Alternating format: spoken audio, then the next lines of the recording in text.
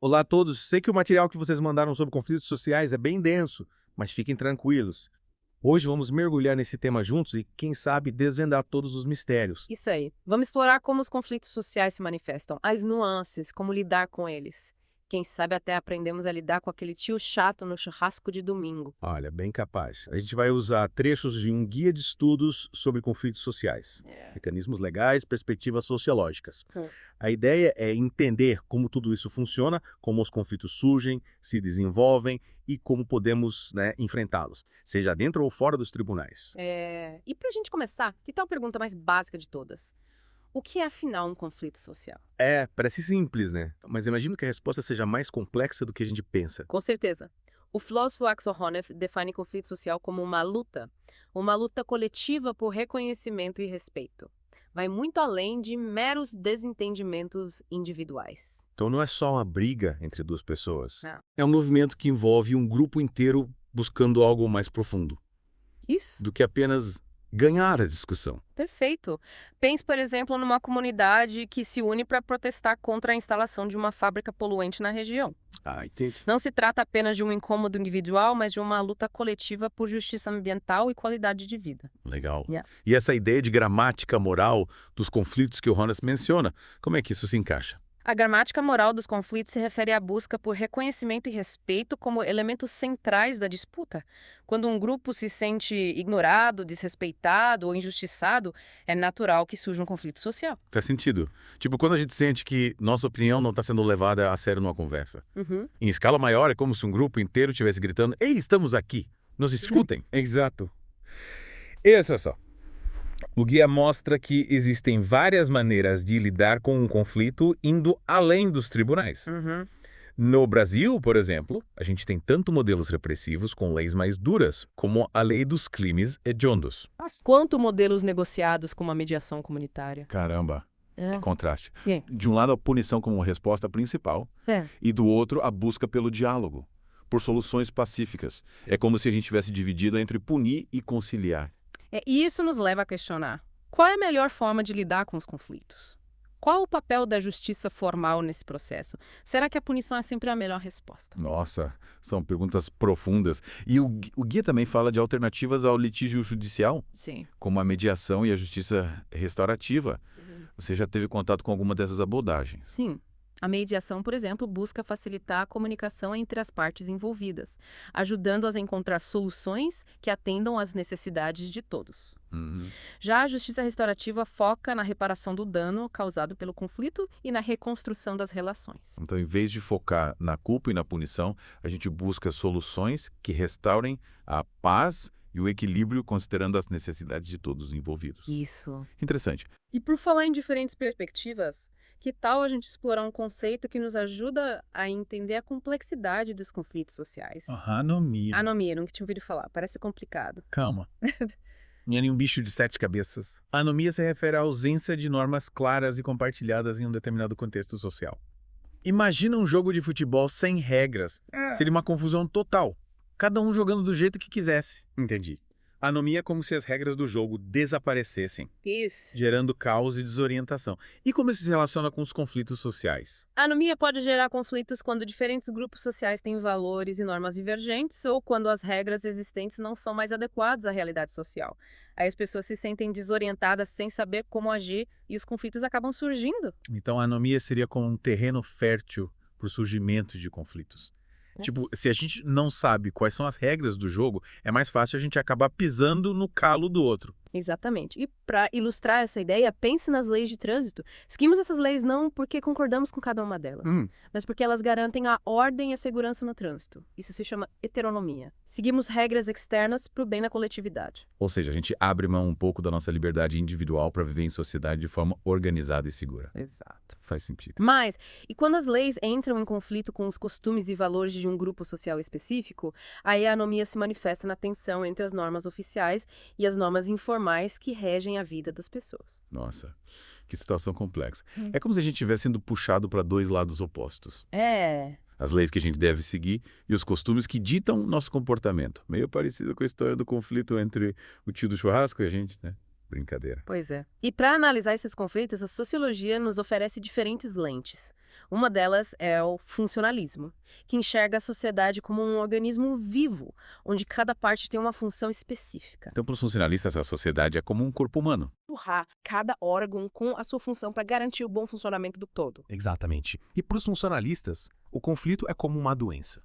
Um desequilíbrio que precisa ser corrigido para que o corpo social volte a funcionar harmoniosamente. E como eles propõem resolver esses desequilíbrios, seria como receitar um remédio para curar a sociedade. Em geral, os funcionalistas defendem a criação de mecanismos que promovam a coesão social, a integração entre os indivíduos e o respeito às normas estabelecidas. A educação, por exemplo, seria fundamental para transmitir os valores e as regras da sociedade, evitando assim o surgimento de conflitos. Entendi. É como se a educação fosse um antídoto contra a anomia e o conflito social, Isso. ensinando as pessoas a jogarem o jogo de acordo com as regras. Mas, e se as próprias regras do jogo forem a causa do problema? É aí que entra outra perspectiva que você mencionou, a teoria do conflito. Perfeito. A teoria do conflito, ao contrário do funcionalismo, enxerga o conflito como algo inerente à sociedade, um motor de mudança social. Para os teóricos do conflito, a sociedade é dividida em grupos com interesses distintos, que competem entre si por poder e recursos. Então, para os teóricos do conflito, o conflito não é um problema a ser resolvido, Não. mas sim uma força que impulsiona a transformação social. É como se o conflito fosse o combustível da mudança. Exatamente.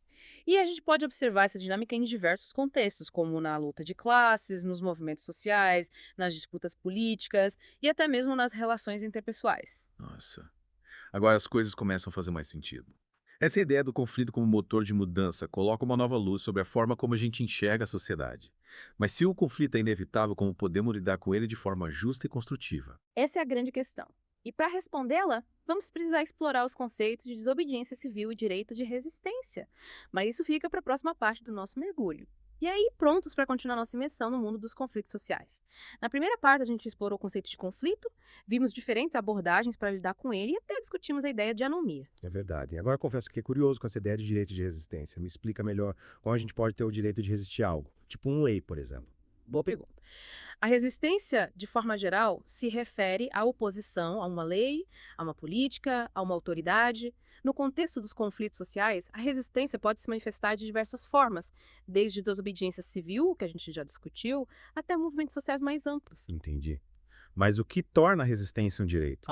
Quer dizer, em que situações a gente pode dizer que tem o direito de se opor a algo que é considerado lei? Essa é uma questão complexa, debatida por filósofos e juristas ao longo da história. Para alguns, a resistência só se torna um direito em situações extremas.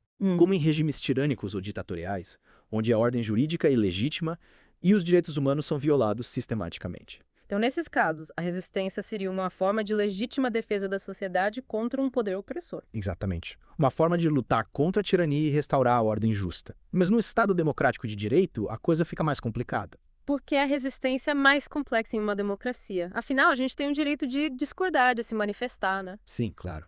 Mas, em uma democracia, as leis, em teoria, são criadas com base na vontade do povo, expressa por meio de eleições e representantes eleitos.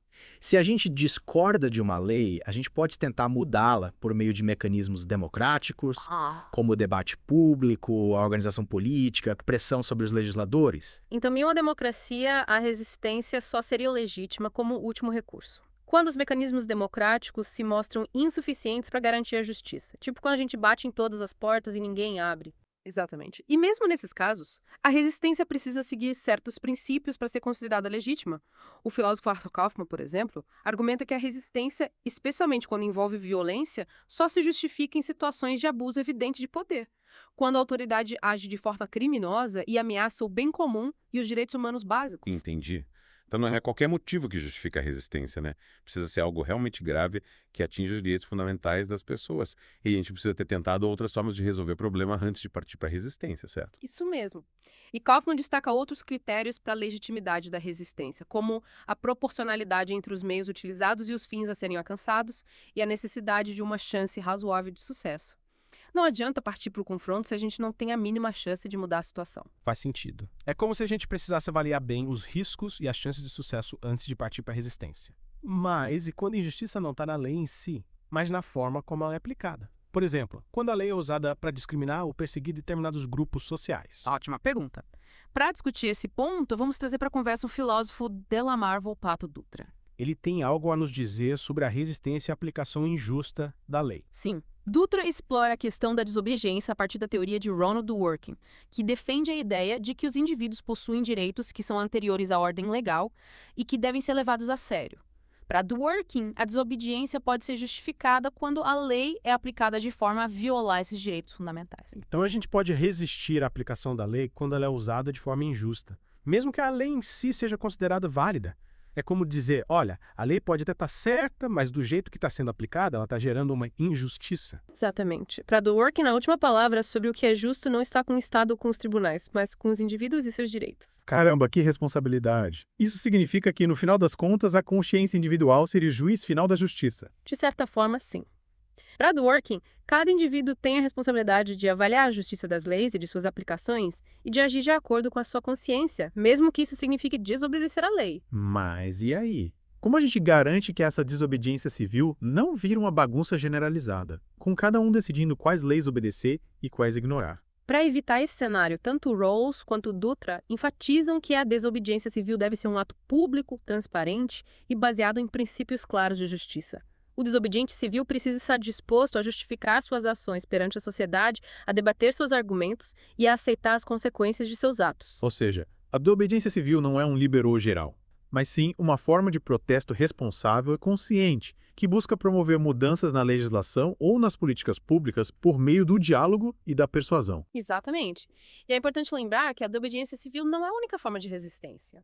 Em um Estado democrático de direito, a gente tem diversos mecanismos para lutar por nossos direitos e promover mudanças sociais, como a participação em debates públicos, a organização de movimentos sociais, a pressão sobre os legisladores e a busca por soluções por meio do sistema judicial. Verdade?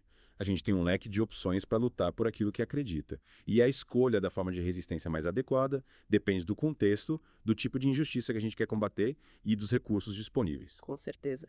E para aprofundar ainda mais essa discussão, vamos explorar na próxima parte do programa a ideia de resistência em um contexto mais amplo, indo além da desobediência civil e explorando o papel dos movimentos sociais na luta por justiça e transformação social. E cá estamos nós de volta prontos para a última parte da nossa imersão no mundo dos conflitos sociais. Já exploramos bastante coisa. O conceito de conflito em si, as diferentes maneiras de lidar com ele, a desobediência civil, o direito de resistência. Exato.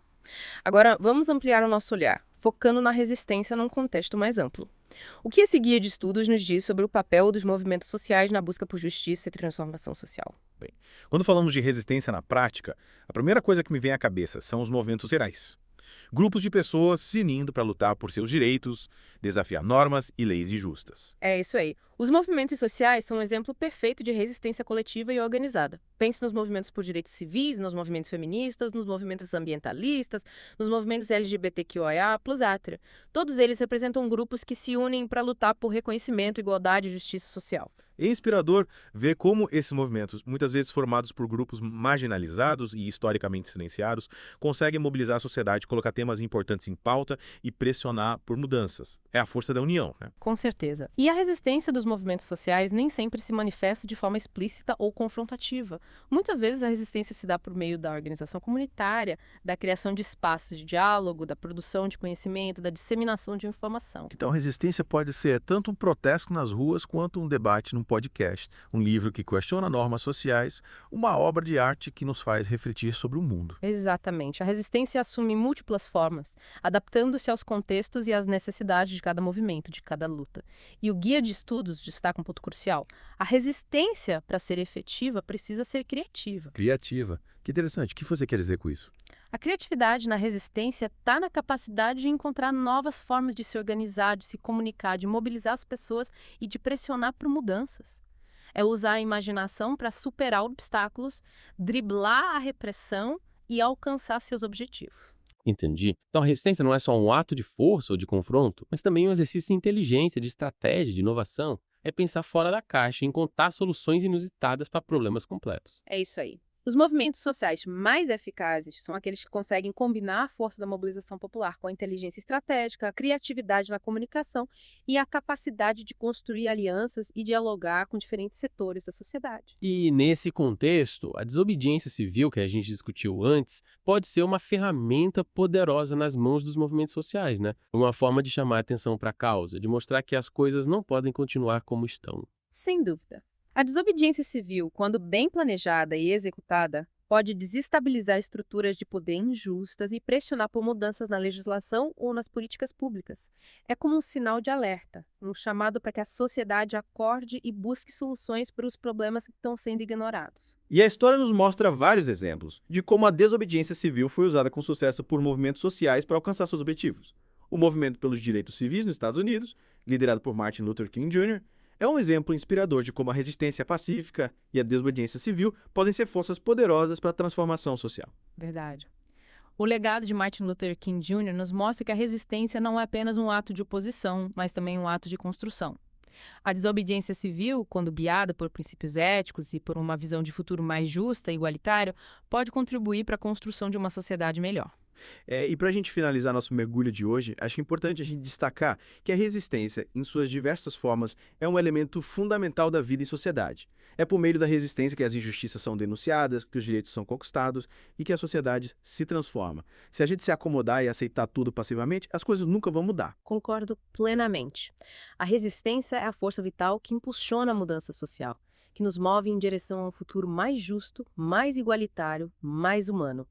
Cabe a cada um de nós, individualmente e coletivamente, escolher as formas de resistência que a gente considera mais adequadas para lutar por nossos direitos, defender nossos valores e construir um mundo melhor. É isso aí. A resistência nos convida a sermos protagonistas da história, a não nos conformarmos com as injustiças, a lutar por aquilo que a gente acredita e a construir um futuro digno para todos. Que esse nosso mergulho profundo nos conflitos sociais nos inspire a sermos agentes de transformação, a termos coragem para resistir e a construirmos juntos uma sociedade mais justa e igualitária. Que a força da resistência nos guie. E por hoje é só, pessoal. Espero que tenham gostado da nossa conversa. Até a próxima.